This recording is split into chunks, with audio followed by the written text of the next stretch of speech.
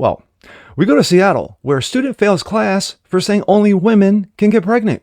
Boys have a penis, girls have a vagina. What? Mom goes into a rage. Fuck! Mom, why are you mad? It's Seattle. I'm Jasper Gonzo, and this. Oh, yes, of course. It's What's Next.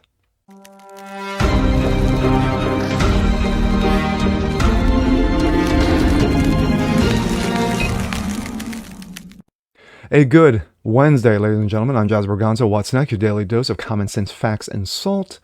Hope you guys are feeling good today. Well, after a day of having technical difficulties, I couldn't get out my normal slate.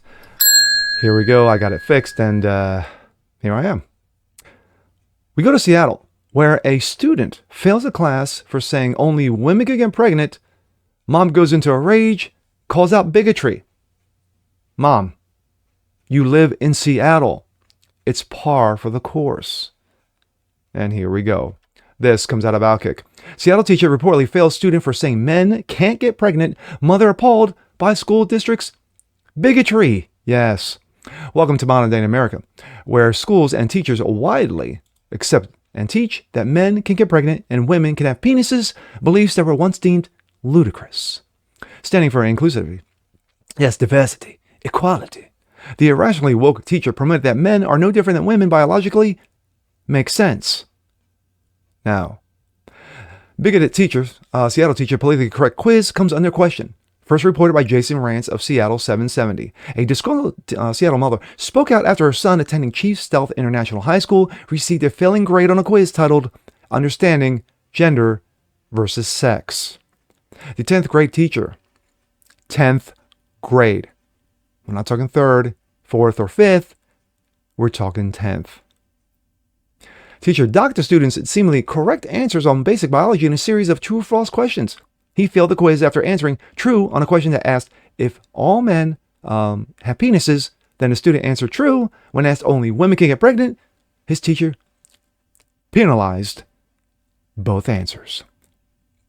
Quote, I keep trying to wrap my head around how it's legal to teach inaccurate information and force students to answer against their beliefs or receive negative scores, the student's mother said to Rance. She requested anonymity in her talks with the Seattle radio station, per the outlet.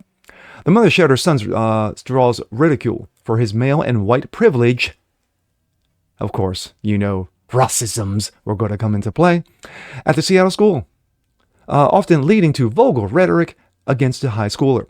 Rather than condemn the Chief Stealth International High School teacher for enforcing her political correct viewpoint, the school district defended her alphabet racism curriculum.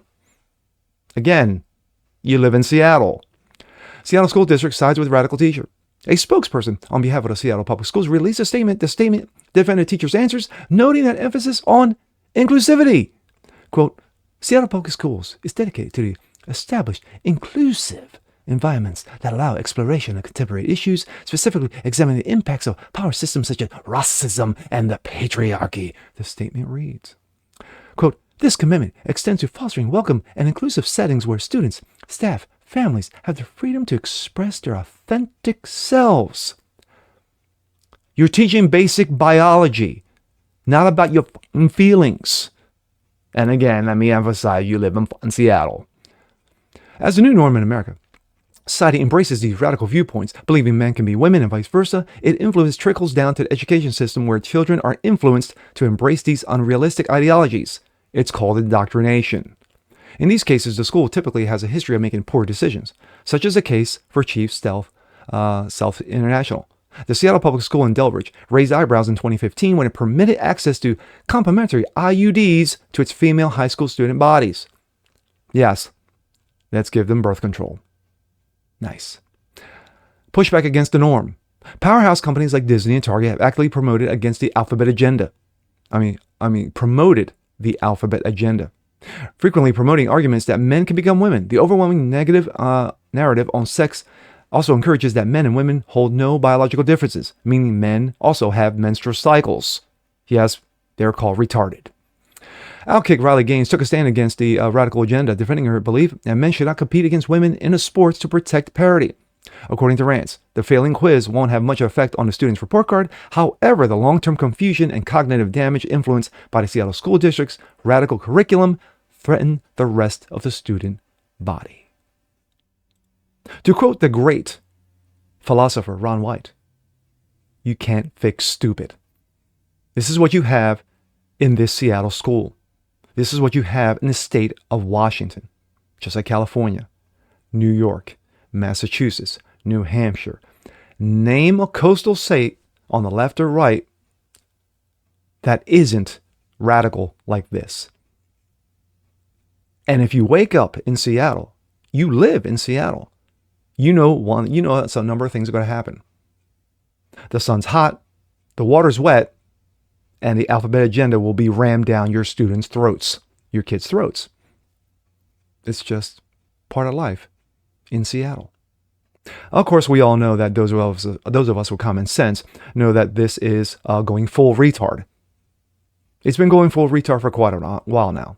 So when Washington passes ridiculous policies, I think it was the governor. I think it was the governor of Washington who signed off that when it comes to passing grades, or we're not going to have grades, or based off of actual I forgot it.